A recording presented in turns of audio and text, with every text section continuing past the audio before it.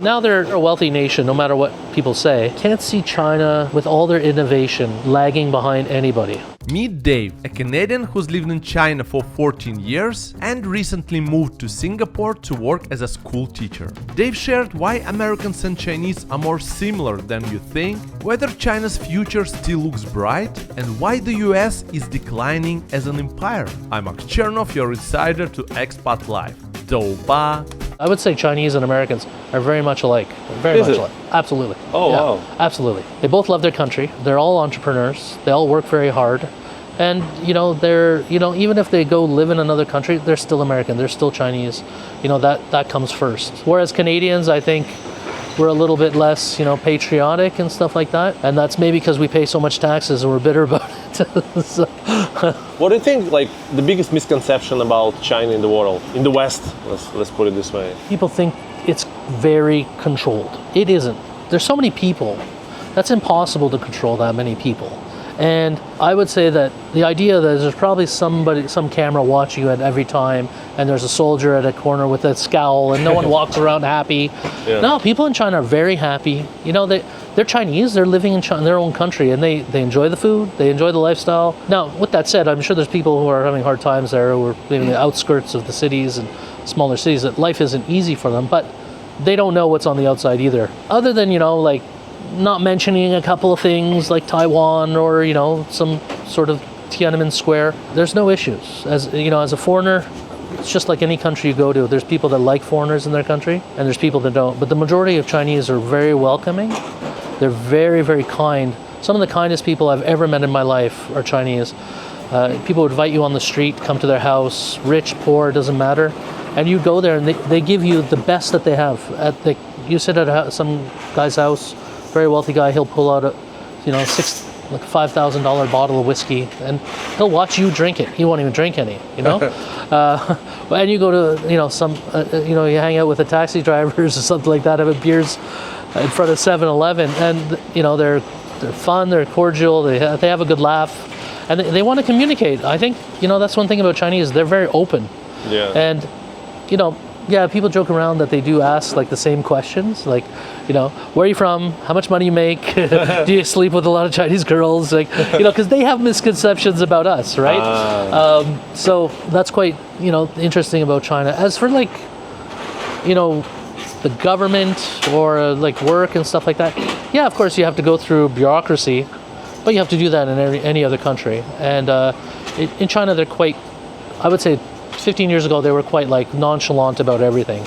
And now as they're developing their bureaucracy as well. Yeah, I think that's the big misconception. I think that people think China is just out to get the West. I don't really think they're out to get the West. I think they're out to put their foot out into the world and make sure that no one kicks them back. 1.2 million people, whatever you want, billion people, sorry.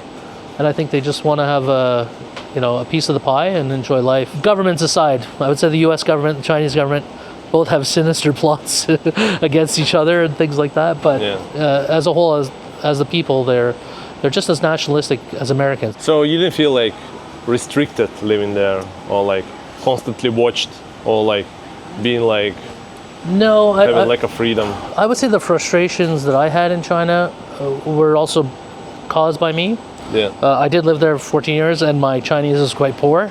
I mostly learned Chinese. I did study Chinese, but I don't know, maybe I didn't have the right attitude to learn it as well, and relied on my wife a little bit. But when I had kids, they spoke slower, and they were childish, so I can learn more. I can understand what people are saying, but I have a hard time entering a conversation. And that caused me issues where I would go to a bank or I have to do something. And of course, if I can't speak the language, then it's frustrating.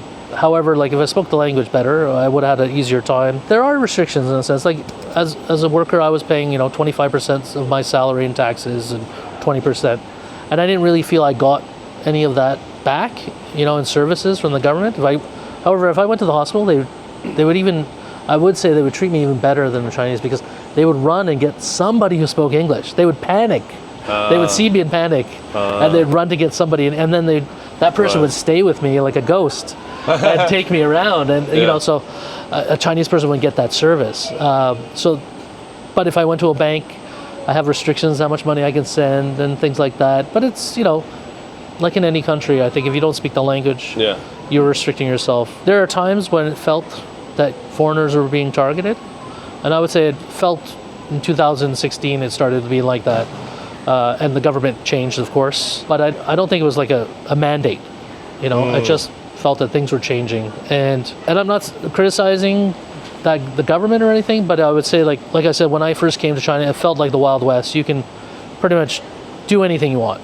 You know, you can go online and buy steroids if you want. You can go online and buy whatever you wanted to buy on, and like, you know, it's quite like the Wild West. I can't. It was freer than any place I've ever been. Like what you can do, you know, with 50, 60, 70 bucks in your pocket even, and go out and have a great time with friends and stuff like that. But of course, you know, as any nation develops, you know, they start seeing a morality and changing like that, you know. Yeah. So they start clamping. I think that's the biggest things I've noticed within China lately. Yeah, because it's a huge country. I mean, it's it is, and everywhere you go is different. Yeah. The Shenzhen's in Guangdong, the south. So, you know, the people, especially Shenzhen's actually, I would say it's the least friendliest city in China. Even though there's lots of nice people there, the thing is, like most of those people, it's not their hometown. So there seems to be less of a pride. Like if you're from, Hubei or something like that, if you go to those cities and provinces, the people tend to have like a lot of affinity for it and pride. And whereas in Shenzhen, like everybody's just coming to make money. Yeah. And as the years go by, you know, like the gold rush has slowed down. So you see it's becoming more frustrating to live there and stuff like that. But I still think Chinese are quite positive, and they're gonna. I sort of have an idea, like the Chinese are like a stream, you know, like you can put rocks in the middle of the stream, but that water is going to get around those rocks, you know, and I think they're very resilient, and you know, that's what I think people don't realize. Like people think they're conquered or something like that because they're under the CCP. No, I think they're very resilient people, and my wife always says to me that, you know, that they had such a hard life the last 70 or 60 years, and now everything is getting better for a large majority of people, that why would they want to like mess it up, right, by like democracy or this or changing the government, right? Because Chinese history has never been clean. It's always been one upheaval, invaders and kingdoms fighting each other. So, you know, the Chinese experiment that they have right now it's working. I think nothing's perfect, right? I look at the West, living in Asia for so long, and I think that the West thinks their shit smells like roses. I don't think they realize what's outside, specifically Canadians. I think Canadians are, they think their welfare, free Medicare, education, the standard of living is good, but you get better standards of living in Thailand if you're middle class. You know, yeah, you might not have the social security or the net, but you know, you have the ability to like feed your kids and clothe them and send them to decent schools, and you're not struggling to pay bills and things like that. Where I think now in Canada you have faulty infrastructure, and you know, and people are not living the best lives they can. You know, so and they think they are because they're judging Asia on this sort of idea that, you know, people shit and piss in the street, you know, or something like that. It's not. No. Like, I mean, look at Singapore, right? Like, I mean, I know Singapore's an anomaly, but people still think they beat people with canes all the time. I know they do, but that's a good one. But only bad people. Yeah, only bad people. They're not walking around like, hey, you jaywalked and so you get smacked across the head. Yeah. But you know, they still remember some story that happened 22 years ago. Some Canadian kid spray painted a car. He deserved it. He spray painted a car. He was some rich yuppie kid, and you know, he deserved the whatever 22 canes he got. How about the Great Firewall, like the internet? But did it bother you when you lived there? It pissed me off. But I had a VPN. No. Do you have a VPN sponsor? We actually do. Yeah, okay. I won't say the VPN that I used. Even in China, you can get around everything. You know, like, because the Chinese have made everything. You know, you go to the guy, the phone guy, Yeah. You know, some 22-year-old guy is like, and can you help me install this? He's like, yeah, no problem. You want a VPN? And he's just, you know, funny. so it's you know, they try and stop things, but nothing can be stopped in China. They're very resilient people. You know, they're not enclosed. You know, maybe some 70-year-old lady, you know, she watches the national news. She loves her country. You know, but even if a Chinese person reads something about outside their country, they still love their country. Yeah. You know, they are sort of, even if they're abroad, they are Chinese first, you know. They don't love everything that goes on in their country, but do you love everything you like in your country? Or do I not at all? I mean, but we still think it's a nice place that we grew up in, and you know.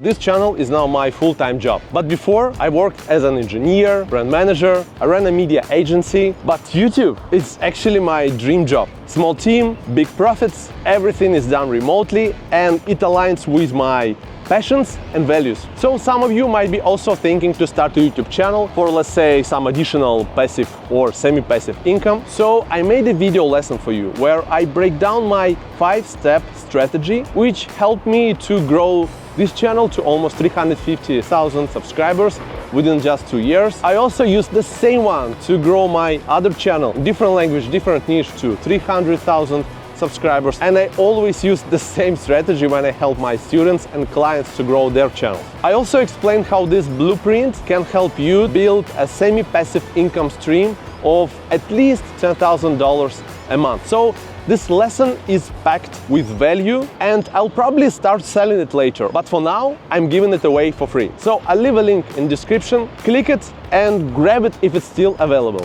我喜欢吃肉夹馍和白酒 which is like, I like to eat like the Chinese hamburgers, and they're hard liquor. Drink hard liquor. Yeah. So, but in general, they're like, it's quite easy to learn Chinese.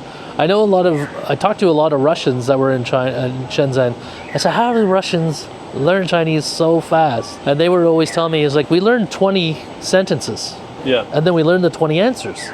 So we have like that much vocabulary, and you know, they find 20 sentences that are the most common, and the 20 answers, and then they just use those throughout the day, and they just pick up vocabulary throughout their time. It was quite interesting. I started doing that at the end, but I would say my sort of industry, I was always surrounded by someone speaking English to me. So that it didn't help. Yeah, you know, once in a while, like a girl would stop me on the street. It's like, hey, can you be my tutor? I'm like, no, I'm married. Sorry, like I gotta go. Like, Yeah. it stopped happening when I started looking like this, but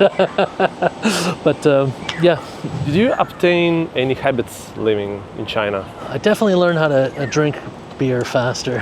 Faster? Why? Even South Korea and living in China definitely turned me into a drinker. Number one, in Canada, Yeah. you know, there's a lot of things that you can do in Canada that you can't do in other parts of the world.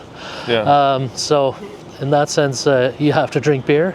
So I would say that habit. I would say also getting up early, you know, like getting your stuff done, because there's so many people. So you want to like, that's what was sort of surprising with me in China, is that if you got up at 6 in the morning, you can get a lot done because there's nobody else. Everybody really like gets on the road at the same time together. But I would say Western wise, yeah, I'm pretty much, my habits have been the same, except for maybe how I eat.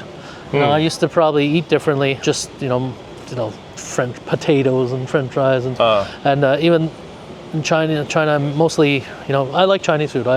Mostly Asian foods. I can't stomach Western food so much, other than a good Napolitan pizza or something like that. You know? So. How China changed through these 14, 15 years that you were there?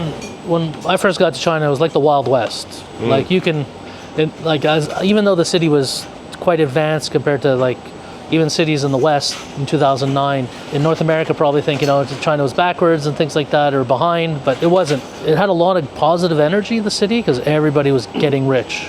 And it was the start of this, already middle of this. It was really just like, example, I bought a house there, and in Shenzhen in 2010, and I paid about 4,000 Singapore dollars a square meter around, and cheap.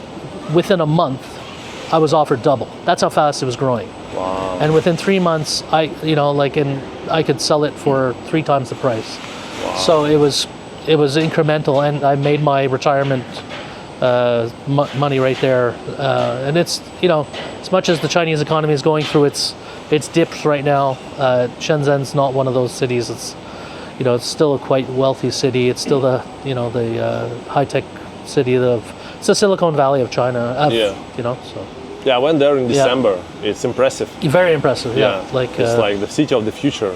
Yeah, and you see back home people tapping cards or here, and everything's done with a phone, and even sometimes now you can just use your face or your handprint. You can just pay for things. It's quite amazing. I'm a little scared of that kind of stuff. I'm the guy that still has cash in his pocket and pays for everything, but it's nice to have that option if you want to use it. Is it still bright, the future of China? What do you think? What they're going through is a little bit what Japan went through.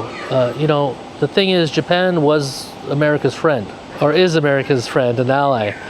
And when their economy was too good, the Americans struck up their dollar, so they were less profitable as an exporting country. Well, China is not America's friend. They're maybe partner, right, in business and stuff like that. I think, but China knows that, U.S. wants to keep supremacy over everything, and I think what's happening in China's economy is U.S.-led. They're being cut off from the U.S. market, and all China has to do is figure out a way to get to the other markets, I think, and I think they'll be all right. And also, they had 35 years of going up, and eventually now they're a wealthy nation, no matter what people say. And just like wealthy nations, we go through the 7-year cycles, and I can't see China with all their innovation lagging behind anybody. You can say the state control and all this stuff.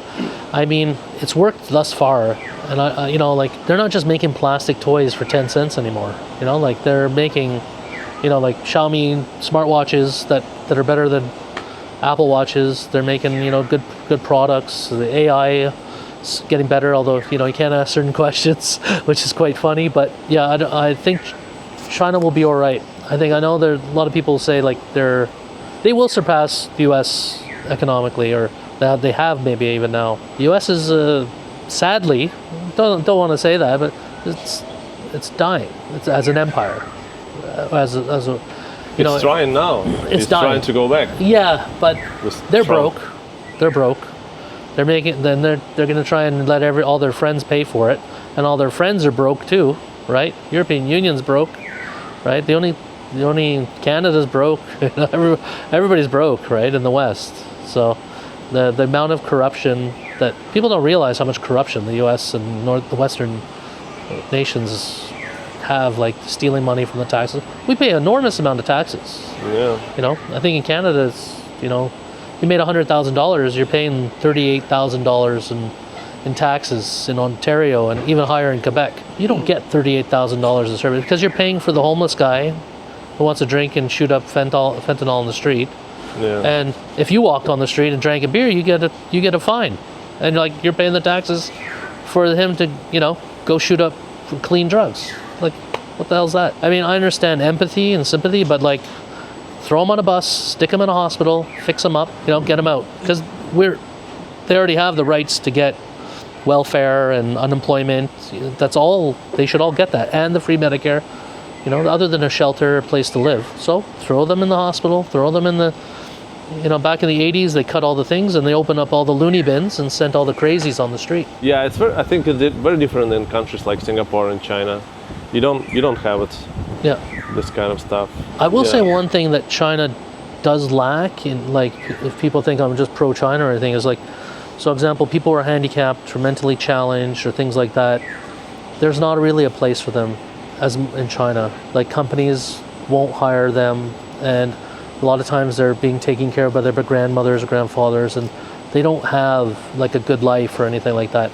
Whereas you come to the West and stuff or even Singapore, they have facilities, they have the ability to get jobs and things like that. So I think in that sense, that's where China could improve, right? Because there are a lot. I've taught in schools in China where you can tell that this kid has some mental issues, and he's just thrown in a class with 50 kids. Yeah. And what happens is he ends up in the class with all the they'll put the best kids in one class, and then that kid ends up being with all the delinquents and bad kids, Yeah. and all he is just like he has mentally challenged or he has ADHD or something like that. It's unfortunate.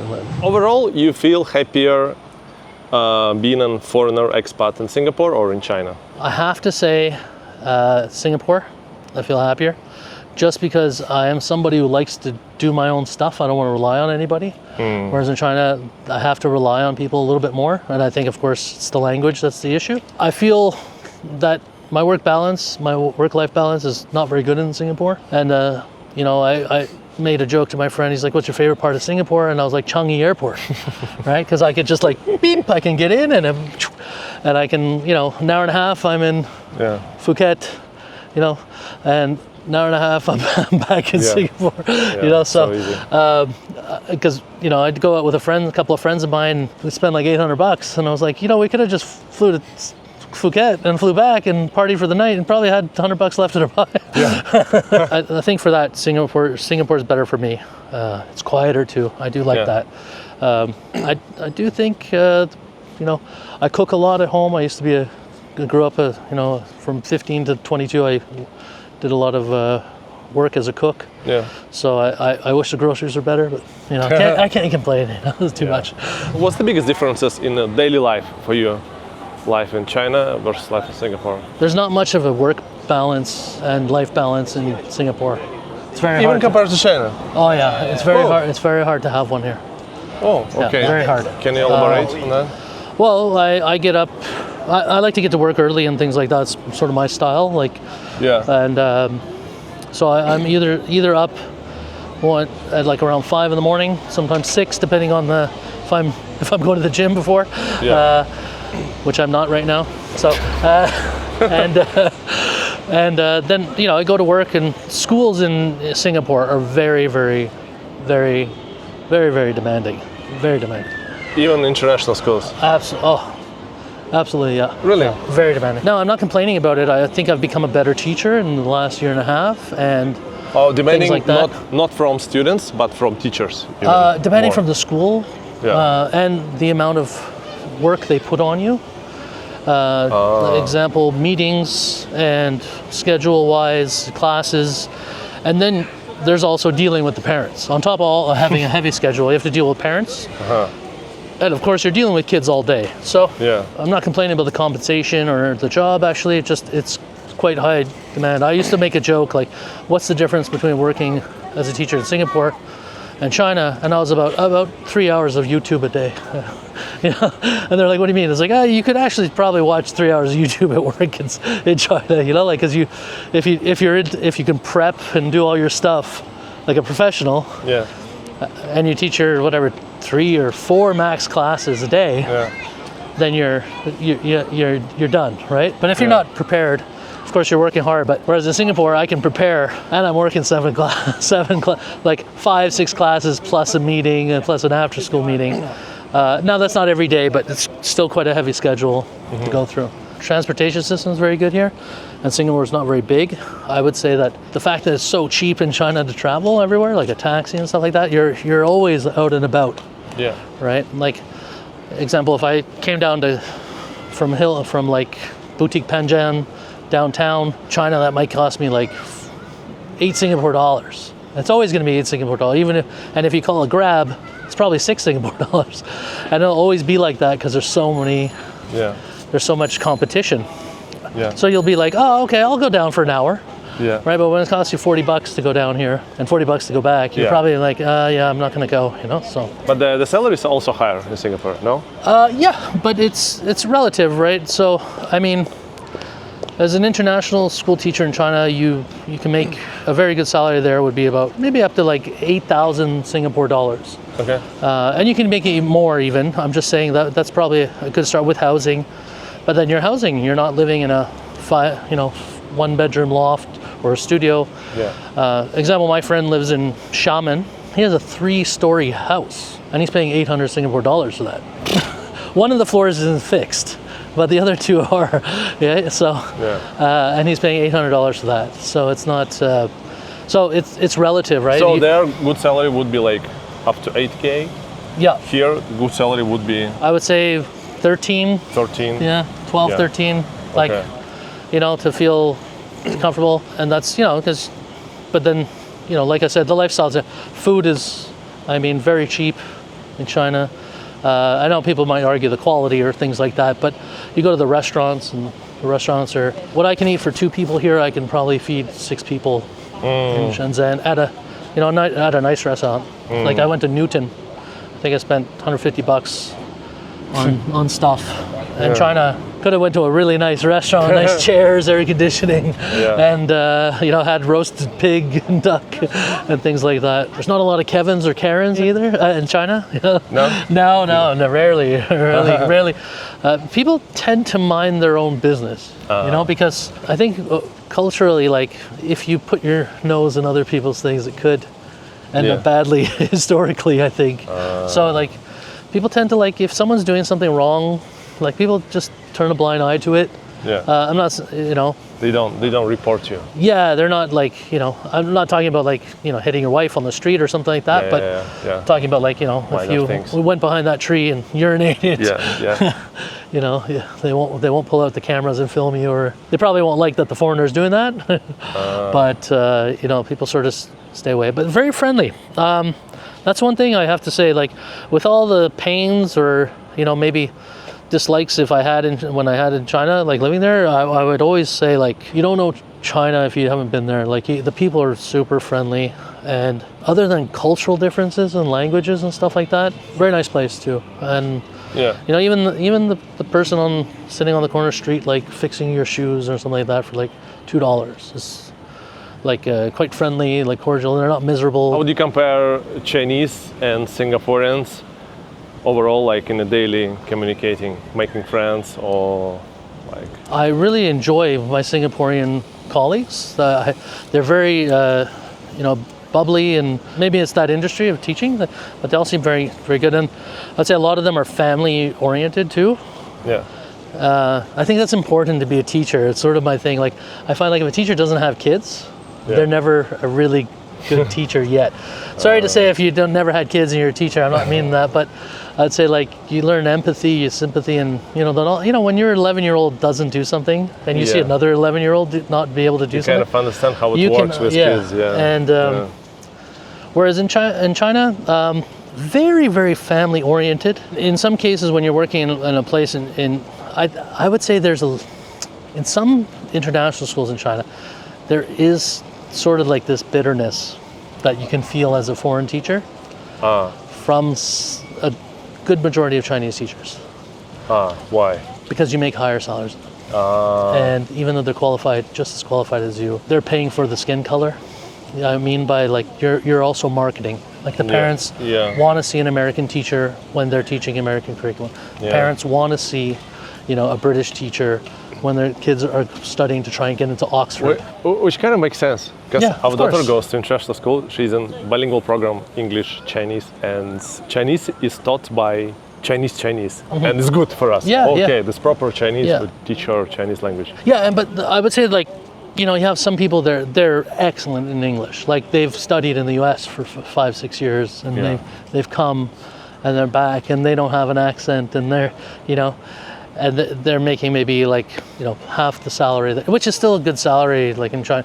But I always argue with the fact that like this salary is based on the fact that when you're moving to another culture, you're leaving your family, you're dealing with all this other stuff. Did you make some friends with Chinese people? Yeah, of course.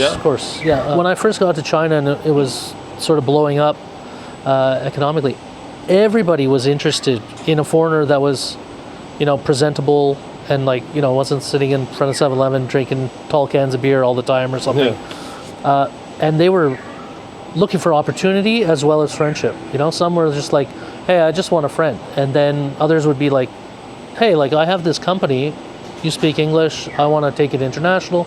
So you can meet somebody on the street and right away have, some opportunities. And that's still available now. But I would say it's a little less prevalent. Like I remember I used to go to the outskirts of the city. My friend used to work at a bar there. Sounds like I drink a lot, but I don't. I would get up to go to the bathroom, And by the time I came back from the bathroom, I'd be drunk because as I walked by every table, every Chinese person was like, "Come take a shot with me." Wow. You know, and by the time, like if I walked by 6 tables, I had 6 shots. That's so and cool. I might even get 6 shots on the way back if I don't run through them, you know, and super friendly. And then at the end of the night, everybody's sitting on the street having street food. And then the beers come flying and everybody's, you know, people wouldn't think that, you know, because in the West, the Chinese are quite isolated. You know, because they move, they come over, they don't know the cultures, and they, you know, sort of just all stick together. And there's a Chinatown, and I think if you have a neighbor who's Chinese, knock on that guy's door and be friendly with him, and you'll get a loyal friend for life, definitely. That's pretty cool. Yeah. I love it. Yeah. I will say there's, you know, as much as I've had my rage in China, like freaking out, just because. It's hard being around 1.4 billion people, even if they're Chinese. Like, so I would find sometimes stress because it was one thing I would find stressful about China is the noise. The noise. Yeah. But actually not anymore. I know what was the last time you've been to Shenzhen, but it's a very quiet city because all the EVs, even the buses are that's EV. true. When I moved in 2009, you'd move into a house. And I think the first 7 years I lived in my house, there was construction every year in the building. And in China, it's all concrete, right? So if the guy's on the 15th floor drilling, you can hear it all down. So, and it was constantly changing. But it's not more about the, like, I do agree, it's much quieter now. But it's like, it wasn't that it was too loud. It was that the noise was 24/7 because it's a city that never sleeps, right? If you want a bubble tea at 4 in the morning and you need a USB charger, you can type it on the Chinese Grab or, you know, like Meituan, and in 25 minutes you have a bubble tea and a new USB charger at 4 in the morning, you know. So that's insane. It is. That's it is insane, like man. the convenience of living in China. There's not a place in the world that matches it. Not a place. I can order something from Canada for $22 and have it in 2 weeks at my house, or I can pay $160 US from the US and get it in 10 days, right? Well, you know, there's no comparison. The service industry in China, even if you're a middle class person, you would feel like you're spoiled, absolutely spoiled.